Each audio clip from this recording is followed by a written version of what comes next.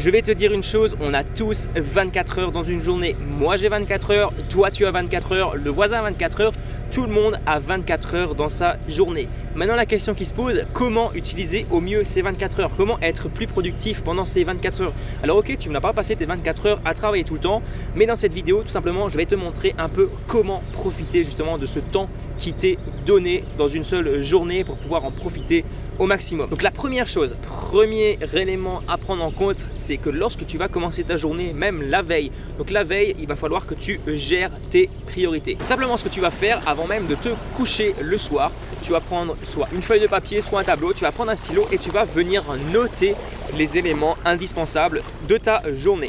Donc ça veut dire les choses auxquelles tu ne pourras tout simplement pas échapper. Donc les choses qui sont les plus importantes pour toi. On va dire par exemple que tu es sur YouTube, tu es par exemple sur un blog, et bien l'essence même de YouTube c'est de publier des vidéos. Donc le plus important à mon avis c'est de publier du contenu.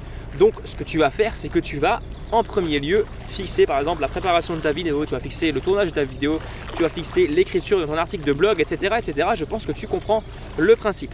Alors ensuite, ce que tu vas faire, c'est que tu vas utiliser, donc en deuxième point, un calendrier sur lequel tu vas planifier un minimum toute ta semaine à l'avance. Ça, j'insiste bien là-dessus parce que si tu ne programmes pas toute ta semaine à l'avance, eh bien qu'est-ce qui va se passer? Tu vas te retrouver au début de la semaine, tu ne vas pas savoir quoi faire. Tu vas te retrouver au milieu de la semaine, tu ne vas toujours pas savoir quoi faire. Tu vas te retrouver à la fin de la semaine, tu vas te dire j'ai perdu ma semaine. Voilà, je pense que tu as compris. Il faut que tu planifies au fur et à mesure ce que tu vas faire. Alors tu n'es pas obligé de faire un emploi du temps ultra précis. Moi j'aime pas du tout les emplois du temps, voilà, je pense que je l'ai déjà dit dans plusieurs de mes vidéos, mais essaye d'être vraiment précis. Donc tu vas marquer vraiment les grandes lignes. Alors qu'est-ce que tu dois publier à la fin de la semaine? Déjà c'est la première chose. Qu'est-ce que tu dois avoir fait à la fin de la semaine? Est-ce que tu veux publier une vidéo par jour? Est-ce que tu veux publier une formation? Est-ce que tu veux, je sais pas, peut-être préparer une page de vente? Il faut que tu saches en fait ce que tu vas faire. Donc moi cette semaine par exemple, je sais qu'il faut que je publie une vidéo par jour. Je sais déjà quand est-ce que je vais tourner toutes mes vidéos, d'ailleurs je suis en train de le faire. Et je sais également tout simplement que je dois publier une formation. Je sais également qu'il faut que j'envoie des newsletters à un tel moment donné. Il va falloir que tu programmes tout ça. Et ce que tu vas faire durant cette semaine, c'est que tu vas placer tous les éléments indispensables à l'intérieur.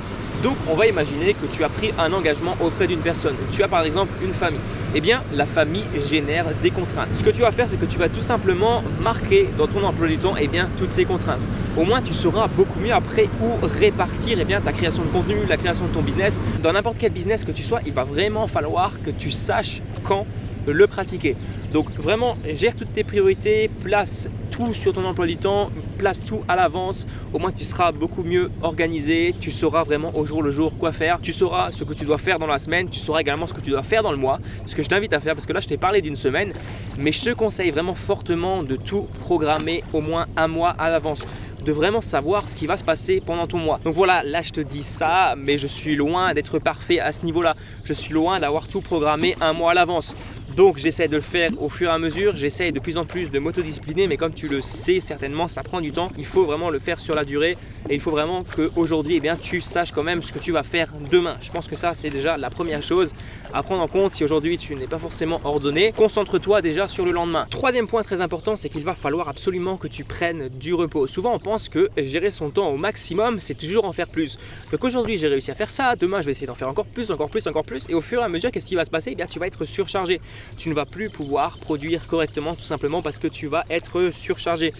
Donc il va falloir absolument que tu prennes du temps pour toi, ça c'est très important. Si tu prends du temps pour toi, obligatoirement tu vas être beaucoup plus clair au niveau de ton état d'esprit, tu vas être beaucoup plus clair dans ta prise de décision, tu vas beaucoup plus savoir ce que tu dois faire au jour le jour, ce que tu dois faire la semaine, ce que tu dois faire le mois, tu vas être beaucoup plus apte tout simplement à créer des choses concrètes. Et si tu es fatigué, crois-moi, j'en ai fait les frais souvent, donc je me couchais souvent très tard et en fait ce qui s'est passé c'est que j'arrivais pas du tout à m'organiser correctement. Donc je me couchais hyper tard le soir, mais en fait ce qui se passait c'est que je me couchais pour rien du tout. En fait je me couchais tard, je me disais que j'allais travailler beaucoup plus en me couchant tard, mais c'était pas du tout le cas. Ce qui se passait c'est que je traînais, j'avais l'impression de faire quelque chose, je traînais sur les réseaux sociaux et j'étais pas du tout productif. Donc je ne gérais pas du tout efficacement mon temps, je ne savais pas du tout m'organiser. Là où ça a vraiment changé, c'est quand j'ai décidé de me coucher à 10 h le soir et que j'ai décidé de me lever à 6 h le matin. Et là ça a vraiment fait quelque chose en quelque sorte miraculeux, puisque j'ai vraiment observé des résultats juste conséquents en termes de gestion du temps. Ensuite, quatrième chose ultra importante, c'est qu'il va falloir que tu répartisses tout ce que tu vas faire de façon égale. Alors une erreur qui est beaucoup commise, c'est le fait de croire que c'est beaucoup mieux de vouloir faire tout d'un coup. Alors moi je suis pas du tout fan de ces techniques, alors bien que je publie en règle générale, enfin pas je publie, je tourne mes vidéos comment dire en lot, donc là ça veut dire que je suis à la 3e vidéo que je tourne, donc en règle générale c'est quand même mieux tout simplement pour être dans le bain, tu es beaucoup plus apte à parler après 3 ou 4 vidéos. Mais ce que j'essaie de te faire comprendre, c'est que tu ne vas pas essayer de tout faire en même temps. N'essaye pas de, par exemple, tout faire le lundi toute ta semaine et au final, qu'est-ce qui va se passer? C'est que tous les lundis, tu vas arriver dans une énorme journée et tu ne vas tout simplement pas la commencer parce que tu vas te dire « Ah, c'est beaucoup trop pour moi, même s'il me reste la fin de la semaine. » Toi, tu vas juste en fait être focus sur ce que tu dois faire la journée et tu vas un peu te décourager. Donc, c'est très important de pouvoir répartir tout ça. Donc, tu vas un peu partager tout ça sur les différents jours de la semaine. Ce que tu vas faire par exemple si tu es créateur de contenu, tu veux créer des vidéos sur YouTube, tu veux par exemple créer des articles de blog, et bien ce que tu vas faire c'est que tu vas par exemple le lundi tu vas préparer ta vidéo YouTube, le mardi tu vas la tourner et le mercredi tu vas faire le montage et le jeudi tout simplement tu vas la mettre en ligne. Alors ça c'est dans le cas où tu publierais une vidéo tous les 4 jours. Il faut vraiment que tu saches un peu comment calculer ton temps, comment répartir tout ça de manière à ce que ce soit vraiment facile à mettre en place. Tu vas pouvoir en fait mettre des habitudes dans ta vie de tous les jours, des habitudes que tu vas prendre, que tu vas réussir à tenir sur le long terme. Ça j'insiste bien souvent dans mes vidéos sur le pouvoir des habitudes. Moi-même ça m'a apporté vraiment de grosses choses dans ma vie de tous les jours. Le fait de mettre des petites habitudes, alors ce n'est pas des habitudes qui sont énormes, ce ne sont pas des changements hyper spectaculaires du jour au lendemain, mais ce sont des changements qui apportent de gros résultats et de cette manière de toute façon tu vas pouvoir profiter de l'effet cumulé parce que si aujourd'hui tu publies régulièrement des petites choses tous les jours, et bien forcément sur le long terme ça va t'apporter des résultats. Je pense que tu commences à connaître un peu le principe. Donc voilà pour cette vidéo, voilà pour le petit message que je voulais te partager aujourd'hui. Voilà comment tu vas pouvoir mieux organiser ton temps. Alors certainement tu as d'autres choses à prendre en compte, d'autres facteurs, mais c'est là à mon avis l'essentiel que tu dois aujourd'hui mettre en place dans ta vie d'entrepreneur. Donc voilà, si tu as des questions, des suggestions de vidéos, n'hésite pas à me mettre tout ça dans les commentaires. N'hésite pas également à t'abonner à la chaîne si ce n'est pas encore fait. Et moi je te dis à très bientôt pour une prochaine vidéo. Allez, ciao!